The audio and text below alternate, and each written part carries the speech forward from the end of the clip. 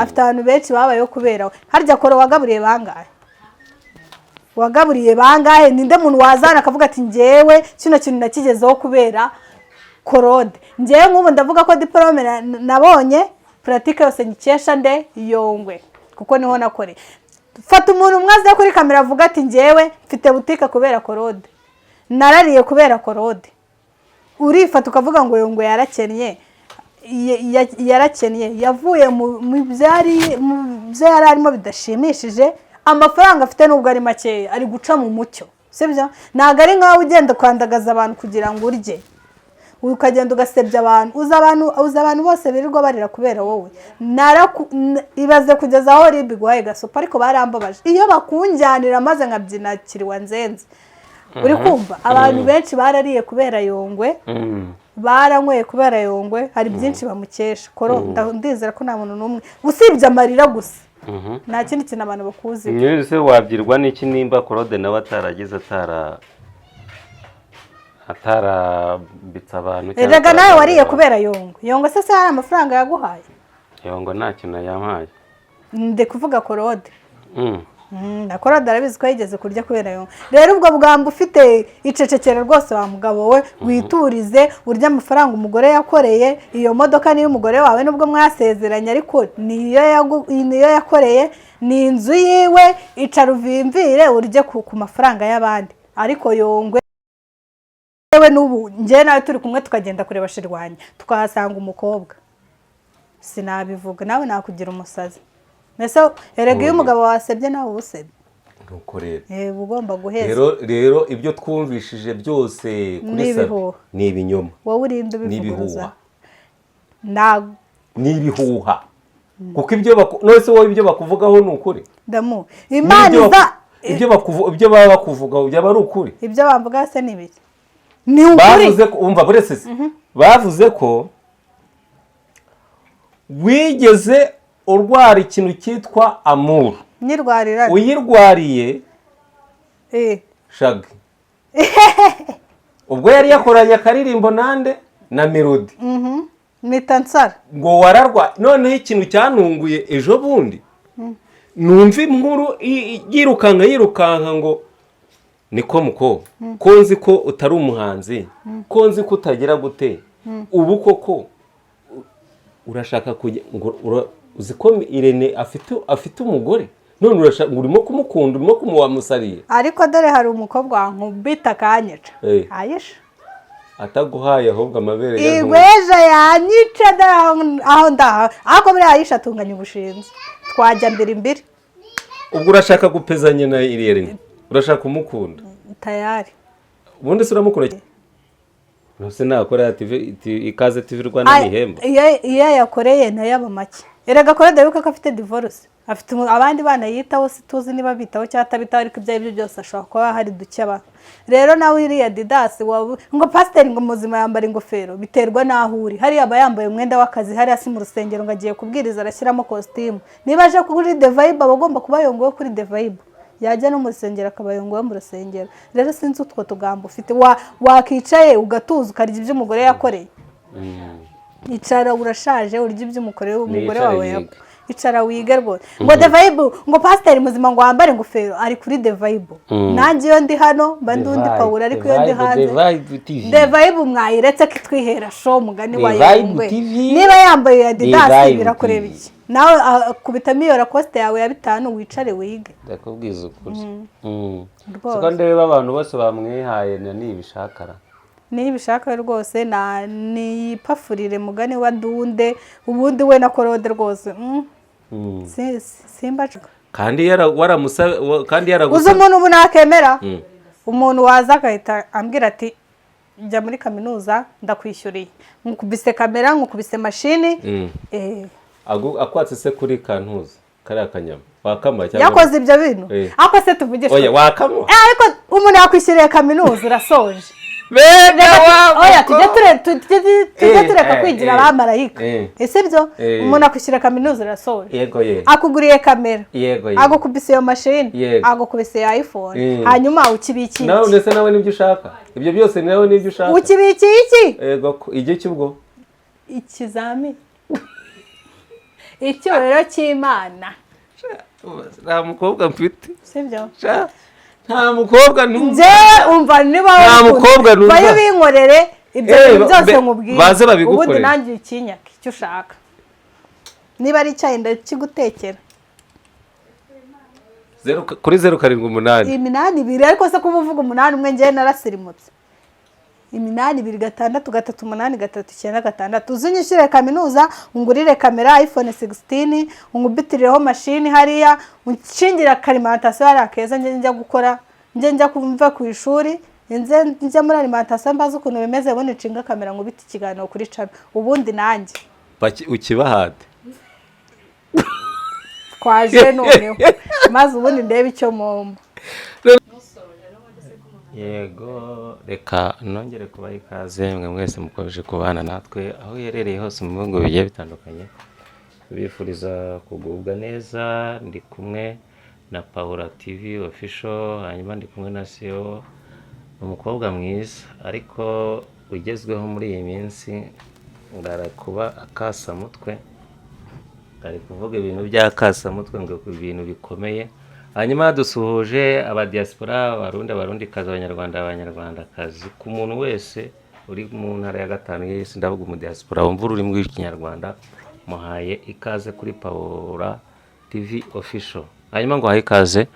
Yes murakoze abakunzi bacu no munsi nizere ko mumeze neza n'abatameze neza ibihe birahindurana no munsi umeze neza ejo bikaba bitameze neza ariko muri byose dushima Imana ndashima Imana amanota yarasohotse naratsinze mfite passe ariko ku muntu ushaka amanota yanjye nyayo ni inbox akanama akantu ubundi nkabona ko yamubwira ugiye gutuma iki kiganiro nyihagarika kubanza nanjye ukantamo nese ndagutamo batarantamo ikabanze bantemo abakunzi ba Paula TV official bantemo cyageze bagutayemo bishinyagura ubukene buri hanze burakoma babiri nta mu diaspora wamaye passes nta mu diaspora asubwo wa diaspora nago mundeba nuzaca no yawe irebwa n'abanyarwanda gusa sindamenya sindabimenya telefone yari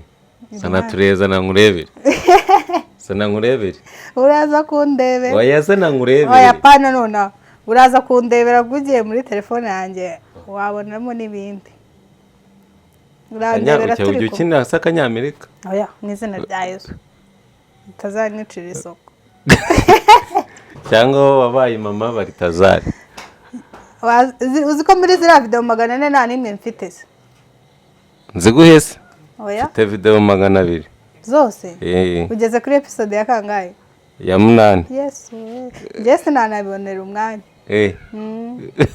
wizima zigumanire ego ko bari tazari umuntu ushaka video ya bari tazaranye ndikiri ashaka kandi buri hari umuntu byashishikaza akavuga ati ngiye ngomba kuzibona nkahera kuri episode ya mbere akageze kuri 400 uzikari nko kuri filime y'igihinde mfite Yuriya mu pasteur nawe urayifite Yuriya mu pasteur ndayifite ariko rubanda none se iri kubireba we muri we oya njyeba n'umuntu uri muri kiriya gihugu wayinyoherereje nyine iri kubireba muri we ntago umubiri uhinduka wawe hindurwa n'iki se rahira ntago wahinduka nese nawe kari akanyama ntago ujye ugakizwaho kari akanyama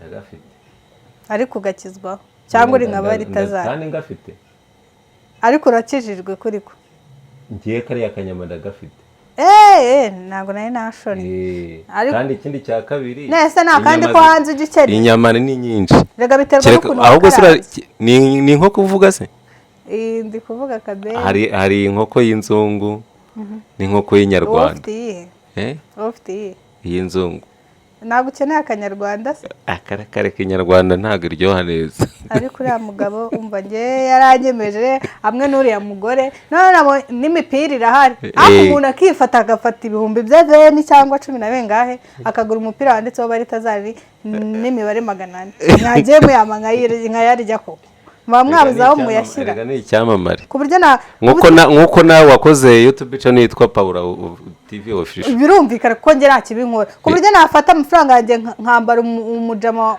wagize abagore 400 mwumva ni akantu keza kayihira. None se wamenya ako kenda karambawe nande wambaye akase ako nyine kambawe nanjye. ujya wambara ntuza imbere se cyangwa ugenderaho wabunije? Oya nshyiramo agashumi noneho uzi karambawe nande? kaba kari pirive nyine uzi karambawe nande? oya njye ngura ibintu bitambawe. Gura ibintu bitambawe ni mangaze cyangwa ni caguwa? ngura mangaze. uriya mangaze rero yica imiti. Migo ubwo nibyo ntiwambeshye. tukiri aho rero ino mihanda Scovia yaburetse kwinjira kwa Scovia. uri kunjyana ahantu unashaka. yaburetse kwinjira kwa Scovia. uri kunjyana ahantu unashaka. Kwa Scovia urahinjira ninjye uhakujyana. nanjye rero winjyana aho hantu. Hehese. hariya haturiya tuntu. hariya haturiya tuntu. Utuhese. utwo nyine. kandi kuzakora ishyano. uzakora ishyano utuye tuntu. utwo nyine. reka mbabwire rero aba bantu mwe mw'abakobwa mwe rero uyu mukobwa n'abasore uyu mukobwa ari kumbwira utuntu kandi utu tuntu ntatwo nzi. nanjye ntatwo nzi. ubwo rero ujya uvuga ibyo uzi. nari twagiye Scovia rero agize harya YouTube yazishajije ariko ari kubagaburira koko. rego uriya mu mama aremewe. ubundi reka nibarize ejo bundi yagiye mu kirori The Ben yari yakoreye kuri universite niba ari Huye. none arangije aravuga ngo sinzi umuyobozi yaraje ntibamuha amashyi. The Ben aje urubyiruko rwose ruba rurasaze. Scovia baravuze ngo ni gute ngo umuyobozi wanyu ngo mutamuha amashyi ngo mwarangiza ngo The Ben uririmba ngarara adasinziriye ngo mukamuha amashyi ngo kandi abarimu babagize icyo muri cyo mutabahaye amashyi. afite ukuntu nyine avuga ukuri kose akaba gushyize hanze ntago arya imboga niko babyita. amena umuceri kandi ntarya dodo. ntago arya dodo. hanyuma nk'umuntu w'umukobwa impamvu mubajije kuri Mutesi cyangwa se muri Mutesi Scovia ntago ari Mutesi Pasiteri ni Mutesi Scovia. iyo ubonye ari umunyamakuru watangiriye hasi yatangiye kuba ari umunyamakuru akorera abandi nyuma aza gushinga YouTube channel ye Mama Rwagasabo arayikorera arayibyimbya aba umunyamakuru w'intangarugero. uyu munsi wa none yabaye umuntu ukomeye mu rundi rwego rudasanzwe ariko yarabiharaniye. wowe ni iki noneho watwizeza urebeye kuri Scovia wavugishije abanyamakuru? ikintu cyo gihari ni ahantu kuri Imana itagukura. kuko Scovia turebye ukuntu urugendo rwe rumeze nyine byagiye biza gake gake ariko finali intsinzi ayigezeho. wenda ashaka kuba atari rwo rwego yifuza kugeraho ashaka kururengaho ariko nyine ni ahantu kuri Imana itagukura kandi iyo wakoze cyane nyine ibyiza biraza. byose bisaba kubiharanira. iyo ataza kuba inyangamugayo iyo ataza gukora cyane ntabwo aba ageze kuri runo rwego agezeho. icyo nicyo namuvugaho. ikindi nabonye abantu bose bisajije Scovia ntabwo yize ngo usibye kuba ari impano gusa. yego ndabyumva ubunyamakuru barabwiga sibyo kandi buriya umuntu wakoze ikintu yarakize n'uwagikoze atarakize bafite aho batandukaniye ariko twirengagize ko n'impano ikora. Scovia ni umuntu uvuga ukuri sibyo nta ruhande agira abogamira. ugenda arashima Imana ko bamutoye agiye guca akavuyo ace n'umwanda. abanyamakuru Scovia aba banyamakuru bari hano hanze b'ibisambo abaza biyitirira izina ry'Imana bakarya abantu imitungo bari buheraho ujugunya mu bishingwe. njye ndishimye ko bamutoye kandi nizeye ko azaca akavuyo akafata ino social media akayikubura akayishyiramo isuku. abari barimo bishushanya hari abantu dufite ibirego byinshi by'abantu bihesha ikintu cy'abandi kubera ubutubuzi.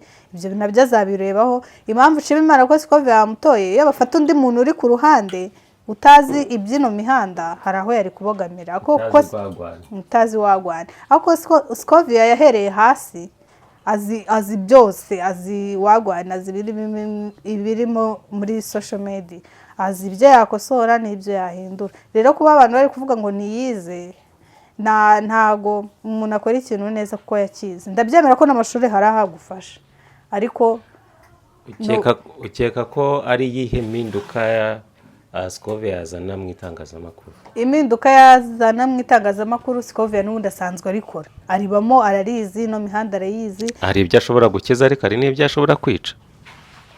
Sinkeka ko yabyica. Kuki atabyica?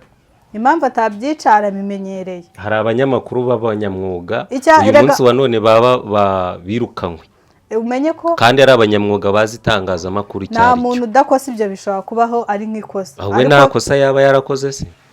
Bishobora kuza kuba kuko ni umuntu. Uyu munsi wa none ushobora kumukunda ariko umukundiye ko ari amarangamutima. Oya, ibikorwa akora byonyine binyemerera Ko kumukunda. twagiye tubona ko hari abantu bajya ku myanya, hari ibiguzi batanze cyangwa se hari uburyo bagiye bakoramo kwaje tekinike. Hari abakobwa benshi bajya gushaka akazi Bagatanga ruswa y'igitsina. ni wowe bivuze. Bibaho n'ibintu ese ibyo turabiyobewe. Hari abantu benshi rwose ujya kwaka akazi akakubwira ati ngewe utampaye nta kazi ubona, kandi nanjye byambaye. Waragitanze? Oya, Ndavuga ikizami. ntabwo nagitanze.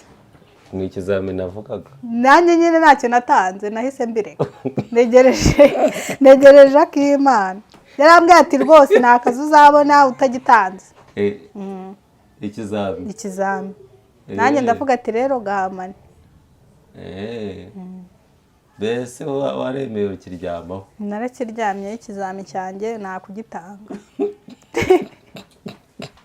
Se burya ngitanze nkatsindwa bagasanga sinagikoze neza. Wabonye zero? Nabonye zero. Naba nduhiye. Ariko ikizami ari abagikora n'ubundi bagahita binjizamo abandi. Aha. Icyo nzi cyo nuko nta mugisha w'umwingingano. None reka twigarukire.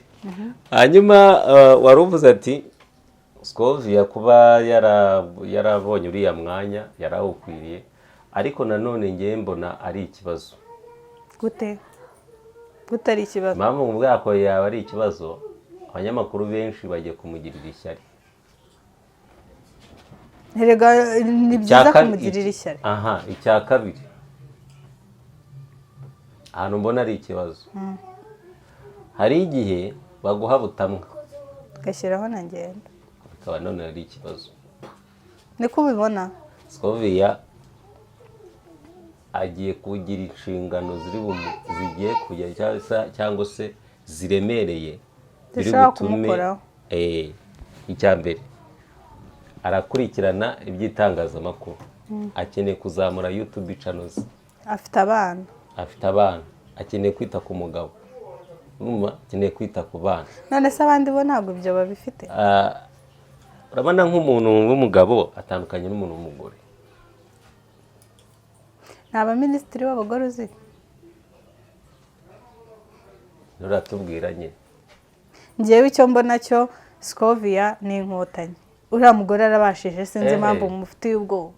Arabashije pe, azakubita bangura. Ngewe mbona niwamuha ibintu 10 yabikorera irimo. Gusa icyo namubwira cyo, niba azandeba niba azanyumva niyirare nyine, yumve ko yageze ku rwego. Buriya iyo wageze hejuru kumanuka biroro, kandi iyo umanutse uguguye nta nubwo wongera kubyuka. Birashoboka ko intare ishobora kuba inyoni. Birashoboka ko iki? Intare ishobora kuba inyoni. Ushatse kuvuga iki? Nyine birashoboka ko ashobora kuba ageze hejuru, ariko amenye ko abamufitiye ishyari ni benshi, abashaka ko ajya hasi ni benshi, abamwitezaho kumanuka ni benshi, cyane ko n'umwanya ariho abantu benshi batawishimiye. Rero nakora inshingano ze neza, byose bikorere rimwe, amenye ko ikosa rimwe gusa rizamushyira hasi, kandi nirimuta hasi iyi mihanda izamwokamo. Ubona Cleophas Barore hari iki gitumye ava kuri uriya mwanya? Sinzi neza, ariko buriya numva ibintu by'ibihuha, ubusambanyi buvugwa mu banyamakuru, ibintu byinshi, ariko Scovia niwe ugiye guca ubusambanyi mu banyamakuru. ashobora gukubita bangura akabirukana rero, ahubwo none se baba bafite ibimenyetso. Icya mbere, ntibasambanira hariya none se ubu nta bantu twakekaga kandi bikarangira bafashwe bande se bafashwe nabo rero katubite nyine bande bafashwe simbavuze ariko bazafatwa nkanduzi ngareka ngiye nk'urugero mu myaka ishize twagendaga kumva ngo sabe nangu ino ndebe uretse gatoya utaravuga kuri sabe ubu se sabe ni ikihe kimenyetso kigaragaza ko yaba yararyamye nangu ino ndebe usibye kubabona basimbuka nta kimenyetso gihari kigaragara ariko bavuga yuko nta n'ikimenyetso gihari reka abanyamakuru basamba umuntu wiruka nta kimwirukanyije aba ari iki erega umenye ko umuntu nimba akubwiye ko bari bukugirire nabi ugomba kwirukanka kwirukanka no kurira inzugi ubonye se bagiye kugukubita nk'iki hari imbunda yabonaga twabigirwa n'iki nta mbunda hari muri uru Rwanda rwa Kagame nyine twabigirwa n'iki icyo bari bagiye kumukubitira kandi ko bari bagiye kumukubita iyo aza kuba nawe azi ko nta cyayishinja ntiyari kujya kuvunika erega buriya u Rwanda rwacu rufite amategeko ntushaka kubinyumva nyine baca umugani mu kinyarwanda ngo utaranirwa agaramye agira ngo ijuru rirahawe utarakubitirwa mu rugo rw'abandi u Rwanda rufite amategeko dufite umutekano niba nta kimwirukansa yajyagahe iyo ahagarara hamwe niriye kosa yari yakoze ritumye ajya gusimbuka metero zingahe abagabo 5 bari bamutegereje sha abagabo 5 se ariko u Rwanda rwacu rukorera ku mategeko gusa abakubitwa bangana iki ariko bajyaho bakarengana ariko bakarengana yabaye nese Musabe yari gukubitwa kuki se atari gukubitwa yari yakoze iki gituma yari yibye se ku buryo bari kumucira inkoni none se akagambane abantu bose bari bahuruye akagambane nyine nta wamenya ntago tuzi iki nyine akagambane kabiraye ubuse nta bantu umuntu agamba nose iyo ubona ugambanira umuntu akirukanwa mu kazi birashoboka nese ubundi kuki ataje kuri kamera ngo abivugure yisobanura iki se avuga ati barambeshye hoya ntago agomba kwisobanura Sabe reka twumvikane ntuzigere wisobanura ku mateshwa nk'aya ngaya nawe urabihamya karamategeko ese buri iyo acika ukuguru nibyo byari kugushimisha ucika ukuguru kw'iki ikikwereka ko ari ibinyoma bari bapanze Imana yakinze ukuboko yakinze ukuboko ariko byabaye oya biki byabaye tuvuga ko ari n'ibinyoma nibiriya ni ibinyoma uzi ishusho Sabe ntacyo Yesu ngo ntiyasebye se ubu we kuva wavuka ntabwo uraseba nenda guseba ndaseba rimwe se nasebye kera ubu ntabwo uraseba rimwe se kandi ndacyanaseba aha none ubu nturiho se none se ubu niwe muntu wa mbere waba waragiye zasere ku bindi ariko nasebye kuri kariya kanyama iyo abatarundi ubivuze niki nari kumubwira ati wanshinja ikindi ukavuga ati yibye yakoze iki akuzi kukuvuga ngo waciye inyuma umugore wawe ku gakobwa keza nka Rayisa noneho ngo yaguze n'imodoka ariko mana hari amafaranga apfa ubusa bikambabaza damuru n'ubukene n'ifite ariko hari amafaranga apfa ubusa bikambabaza ni ikihe kimenyetso kigaragara ko yamuguriye imodoka bavuga ngo nta nkuru ivugira nta nduru ivugira ubusa reka nkubwire buriya umuntu ashobora kukwanga akaguhimbira ikinyoma kandi ikinyoma kigafata ariko se ibintu byavuzwe ubu bwa mbere byaravuzwe biravuga ati ngwino ndebe niba ari na ngwino nguhe noneho nguni niba ari baburi nguni bamwita ngo ngwino nguhe wuncenje uri kumva ngwino nguhe wuncenje yavuzwe na Sabe mu mwaka ushize birarangira ko babafatiye muri hoteli ibyo biribagirana ejo bundi biragarutse kabiri mu rugo rw'umugabo ni iki buretse nkubaza kandi unsubize Bibiliya iravuga ngo usoma urya mwana atarakara none hari n'ahandi havuga ngo ngo ntukarerege mugenzi wawe ngo uzagaruke ngo nguhe ejo kandi ni Bibiliya cyane imigani kandi ugifite imbere yawe none nimba ngo hari n'ahandi handitse ngo niba kwifata bibananiye murongorane aha none nimba nk'aho ngaho wahamenye ute uri umuntu w'umukobwa none se hari icyaha kirimo kurongorana bavuga ni ukurongorana kwejejwe ntabwo bavuga ngo musambane gute se kurongorana no gusambana no kurongora kurongora uba wakoye watanze inka nibyo byitwa kurongora gusambana muba mwiyeranje oya yego kurongorana ni ijambo ryejejwe gusambana nicyo cyaha kurongorana birejejwe na Bibiliya irabivuga, kandi natwe iyo inaha wakoze ubukwe ukarongora babyita kurongorana, ariko ntabwo babyita gusambana. Kurongorana rero ni urubyiruko rwinshi rukunda no gukoresha uyu murongo ariko rutawusobanukiwe. Kurongorana bavuga ni ugukwa ukajya mu murenge ukajya mu rusengero, ntabwo kurongorana no gusambana biratandukanye. Adamu na Eva basezeranyijwe nande? N'Imana. Wari wakundana ujya guhura n'uwo mukundana mwahujwe na Nyabingi? Oya. Mwahujwe nande? Nanjye nawe. Nyine mujya kumenyana byatewe n'iki? Byatewe nanjye nawe. Kuki? Aha, hanyuma wigeze umuha akabizu se? Ariko mana ubu uri kugira ngo oya buretse warakamuhaye? Ntabyo nzi, ntabwo mzibo, nabuze ubwonko bwibutse. Mu minsi ishize nakoze impanuka nkubita umutwe hasi, ibya kera sindibo. Reka tuvuge ko wakamuhaye. Tubivuga kandi se wari uhari. Mbese kubinshinja njye ntabwo mbyibuka. Nakoze impanuka ibintu bya kera simbyibuka. Ako nibuka nzababwira ko wabikoze. Mfitanye gahunda na muganga. Nimbyibuka nzababwira. Ko wabikoze. Ariko ubusenje. Ariko wuncenje ntabyo nzi ubu. Ntabyo uzi. Nukuri nabuze ubwonko bwibutse. Yego sema. Mu nsengero. Yego. Ndarwaye. Agoko. Hanyuma reka tuvuge iki kintu.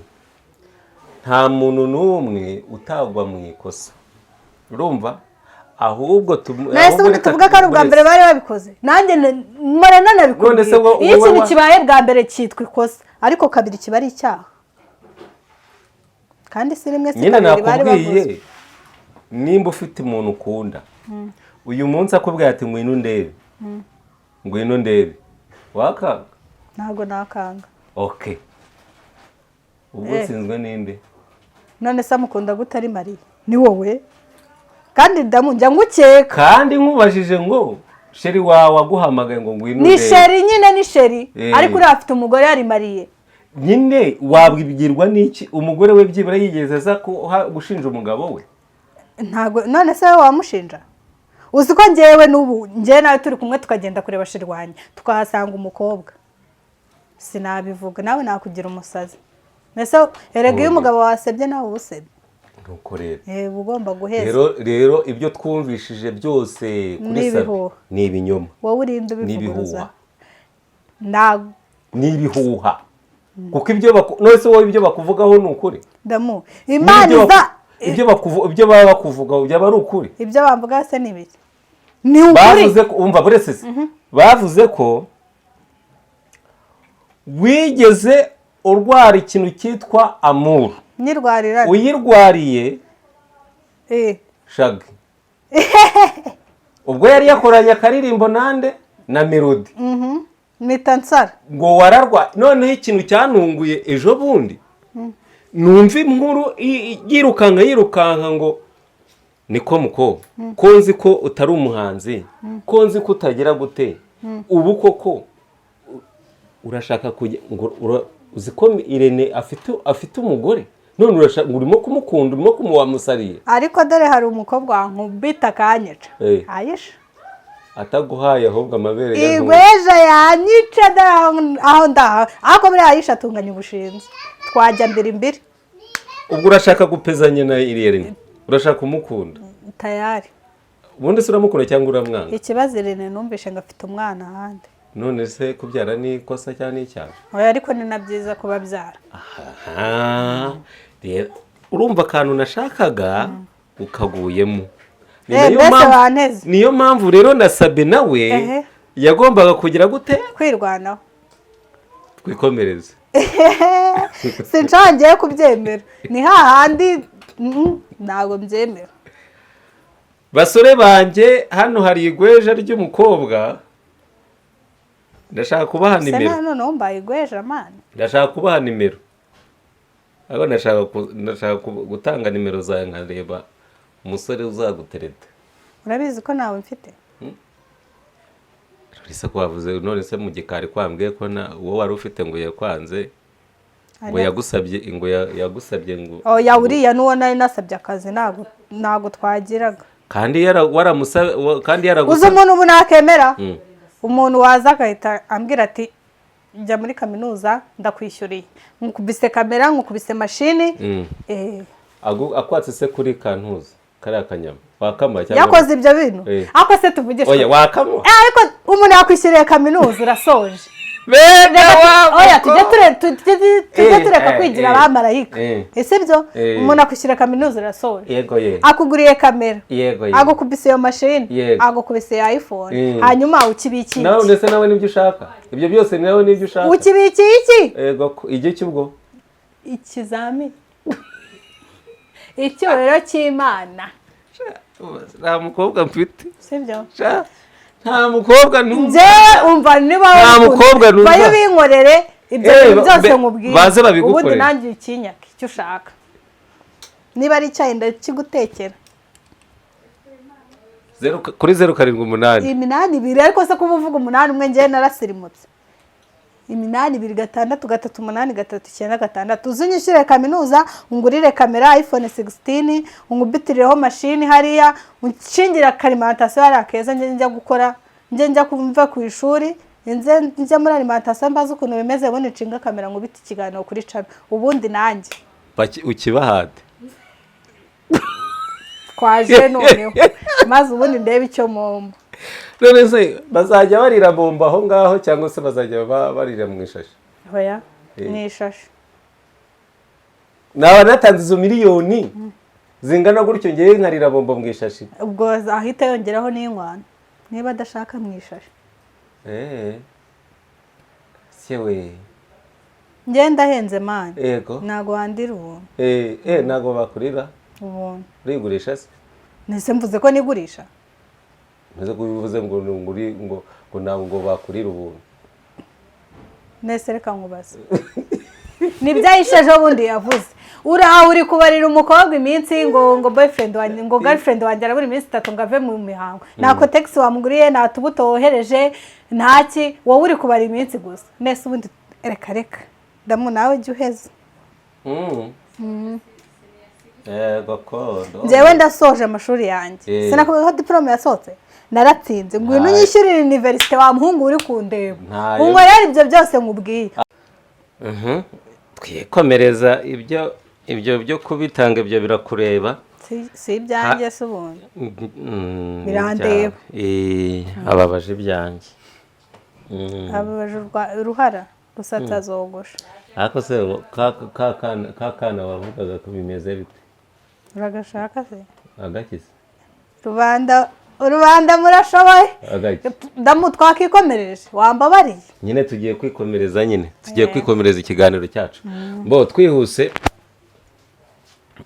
hagati ya Claude na Yongwe rwambikanye kandi uri mu bantu bakoze kwa Yongwe hagati Yongwe yarakennye kuko yarakennye Yongwe yarakennye pe yakennye simvuze nyine yakennye mu gihe ubundi agitunze umugore we agifite Yongwe TV agifite The Vibe ntago ngiye numva ukuntu yakennye wenda yasubiye inyuma gato ariko ni yakennye ase ubundi koro reka nkuba akukoro nugishyirwayo bakubije mutesi none ubuyongo niwe wamwadukiriye reka nkwibarize koro imodoka ugendamo ni yande si umugore wawe ndabizi neza uriya mugore gatwara turanye kabeza gusezerana se yarabikoreye nibikuraho ko nta modoka Claude agira ugenda mu y'umugore wawe sinumvishe nasaga ngo wigeze no kwica ipine ngo niba yarisha ipine niba yaratwaye bateri waguze yawe ngo Yongwe ngasigaye agenda n'amaguru ugenda mu yande koro iriya modoka warayikoreye warayiruhiye ni y'umugore wawe nawe utishakana n'umuntu wakoze ikofi waryubatse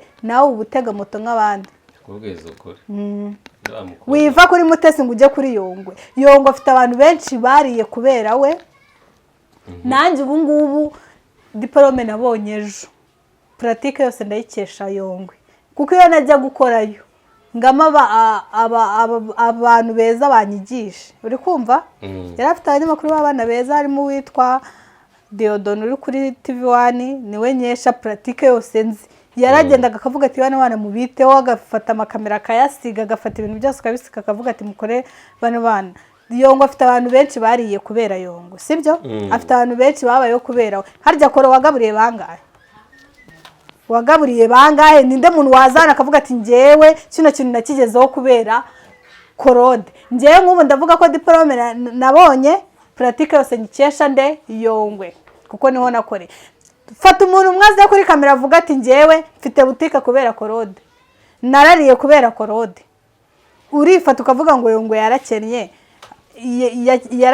yavuye mu byo yari arimo bidashimishije, amafaranga afite nubwo ari makeya ari guca mu mucyo, sibyo? Ntabwo ari nkaho ugenda kwandagaza abantu kugira ngo urye, ukagenda ugasebya abantu, uza abantu bose birirwa barira kubera wowe.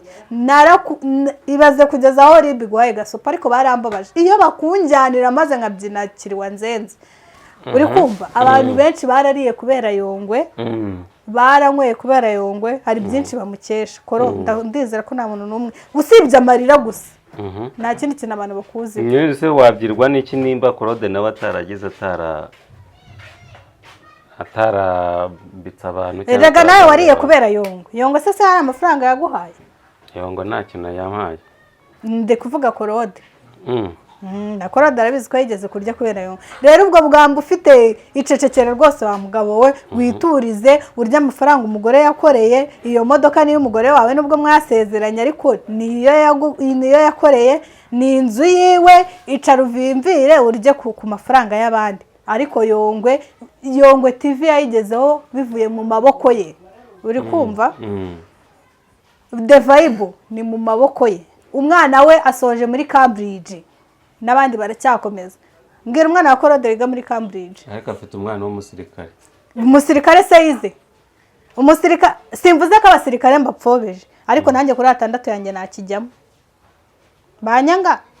Mbwira umwana wa Claude wize muri Cambridge, mumbwire. Usibye abo bana b'umugore washatse bize neza, bariye neza, we ndabihamya neza ko na Brebu utangiye kurirya vuba. Rero ko bavuga ngo Yongwe yarakennye, ibyo yakoreye akabigeraho, tukaba tuzi ngo afite televiziyo yitwa Yongwe. Harya ko ufite iki? Nta modoka ikwanditseho, sinzi ni Ikaze TV nawe ivuga ko atariye. Urashinguka navuga. Erega arahagarara akavuga na rwa rubaze rwiwe, akavuga ngo Yongwe yarakennye. Wewe warakize turakubona. Yongwe yagutayemo akana ariko. Anamiki. Ubundi Claude. Turiya nitwamubimba bayinazemo. Uduki? Nitwamubimba bayinazemo. Ndakubwiza ukuri bwo murasangira. Njyewe si yagiye ku kiganiro yasinze, se yatwiyeretse ngo Yongwe ngo yambaye ingofero. Iriya ngofero ya Adidas za amafaranga igura. Iriya ngofero udafite kirindwi ni wayihanura. Siko birindwi ni amafaranga. Niki? Ni ibyatsi? Yameze. Oya yameye kuri kamera. Birindwi Claude arayabuze. Arayabuze se yakuye. Nose nakora Ikaze TV Rwanda n'ihemba. Iyo yakoreye ntayaba make. Erega Claude yuko afite divorce. Afite abandi bana yitaho, situzi niba bitaho cyata bitaho, ariko ibyo ibyo byose ashobora kuba hari ducyaba. Rero nawe iriya Adidas ngo pasiteri ngo muzima yambara ingofero, biterwa naho uri. Hari aba yambaye umwenda w'akazi, hari asi mu rusengero ngo agiye kubwiriza arashyiramo costume. Niba aje kuri The Vibe abagomba kuba Yongwe kuri The Vibe. Yajya no mu rusengero akaba Yongwe mu rusengero. Rero sinzi utwo tugambo ufite, wakicaye ugatuza ukarya ibyo umugore yakoreye. Icara urashaje urya ibyo umugore wawe yakora. Icara wige rwose. Ngo The Vibe ngo pasiteri muzima ngo wambare ingofero ari kuri The Vibe. Nanjye iyo ndi hano mba ndundi Paul, ariko iyo ndi hanze The Vibe mwayiretse ko twihera show mugani wa Yongwe. Niba yambaye Adidas birakureba iki? Nawe kubitamo iyo Lacoste yawe ya 5 wicare wige. Ndakubwiza ukuri. Siko ndeba abantu bose bamwihaye n'ibishakara. Nibishaka rwose ni pafurire mugani wa Dunde, ubundi we na Claude rwose. Simba nshaka no kubatekereza. Twiganira ku musozo mu banyamakuru cyangwa se ba siporo naho rwambikanye. Bimeze nabi. Batangiye kwiva, mbese ubundi ufaniye kipe. Hano mu Rwanda APR. Ari umukeba. Njye mfana Rayon na Musanze. Impamvu ufana Musanze ndayizi. Suize, hisuyime. Ndayizi. Umva abanyamakuru ba siporo bimeze nabi. Abafana ba Musanze byibura baragukurikirana. Barankurikirana. Ariko Musanze haba ibirayi. Musanze haba ibirayi biryo. Jewe umufana wa Musanze uri bungure 200 by'ibirayi. Ndahita mva kuri APR mitenyi. Kubera ibirayi. None hari umufana wa APR nabonye akavidewo ke bari kumubwira ngo nahise ngo APR ngo urabona ngo ari iki bagomba guhindura ngo barahindura se ngende umutoza batsinzwe yenda gakurira afite ishaza APR bana yanjye APR irimo ibibazo byinshi nabonye n'abanyamakuru bari kwibanda kuri APR ubundi narinzi ko ibintu byasaga z'abanyamakuru biba mu ba social media aba YouTube nyine batari ariko mu babyinnyi birimo mu banyamakuru b'umupira nabo byagezemo mwatubabarira ya stade tukayikiniramo umupira neza nta matika arimo ese ubu ni umupira wagezemo amatiko noneho turajyayo abahanze amatika arimo ubundi ahantu tutari tuzi amatiko ni mu bakinnyi b'umupira mu banyamakuru b'umupira n'ababyinnyi none n'ababyinnyi bitwa Brenda na Shakira nabo rwambikanye iyi mihanda ahantu hose yanyereye abapasiteri yanyereye aba YouTuber yanyereye abakinnyi b'imipira yanyereye n'ababyinnyi dusigaje he turakubita turajya kuri Paula official mwakizeye kuri Paula wa mugani kariho hari amahoro mwabihera sho neza twiturije wanatanze na nimero nazitanze no kuri Instagram umujyeho Paula P250 nafunguye na TikTok ya channel yanjye Paula P Paula TV official ubundi iwanjye niho hari umutuzo ahandi hose ndabona byanyereye yego nuko byanyereye ariko mukomeze gusengera Amavubi nabonye yageze Nigeria turebe ko tujya mu cy'Afurika ntago muzagera ngo Amavubi ngamaze imyaka 20 atajyamo ubwo banganya naje ahubwo nibakubitwe vuba batahe ese kubera iki udafana ikipe yacu simbikubwiye ejo bundi yaratsinze yakinnye neza ku munota 80 hagera ari iyoboye ngiye kubona mbona igitego waldahido televiziyo nari inyimena nari ngiye kurakara nk'abazungu nkamena we simbikubwiye nibagire vuba bakubitwe batahe Nigeria ngira batera nk'icumira cyane oya yeze simbikubwiye turatsinda mu izina rya Yesu ntabwo muzatsinda Nigeria reka turebe ntabwo muzatsinda nuko na hahandi mubona ko byanze ijya yitamuro tekinike kandi nyumvira ngewe ubona ku musozo turuze ko batanze ikaze TV Rwanda babari iyo channel nukayivuga iyo channel ntiyemewe pe ujye uyivuga handi kuri channel yanjye ujye uvuga izindi zose iyo channel itarimo mu izina rya Yesu koko se yego nibyo harya nuzavuga ngo iki The Vibe TV ngo nibaze kuri The Vibe yongwe bavuga Vibe ntabwo bavuga Vibe murakoze reka dusuhuze abakunzi ba Paula TV official na Semuhungu abandi munyarukire kuri Tumuvumbure TV kanda subscribe ukoresha na comment bindi ewana twatwika ibiganiro byacu nakagaruka ciao ciao